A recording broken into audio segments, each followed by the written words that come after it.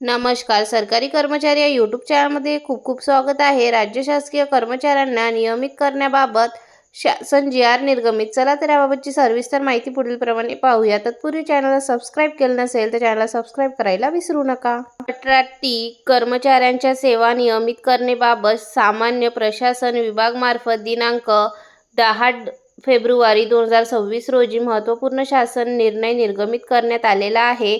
सदर शासन निर्णयानुसार नमूद करण्यात आले आहे की शासकीय व निमशासकीय आस्थापनेवरील तात्पुरत्या स्वरूपात नियुक्त असलेल्या कर्मचाऱ्यांच्या सेवा ह्या नियमित करण्याबाबत संबंधित प्रशासकीय विभागामध्ये उद्भवलेली प्रकरणे व कायदेशीर बाजू लक्षात घेता सदर प्रस्तावा संदर्भात अभ्यास करून वस्तुस्थिती दर्शक अहवाल शासनास सादर करण्याकरिता राज्याचे माननीय मुख्य सचिव यांच्या अध्यक्षतेखाली 4 सदस्यीय अभ्यास समितीची स्थापना करण्यात आलेली आहे.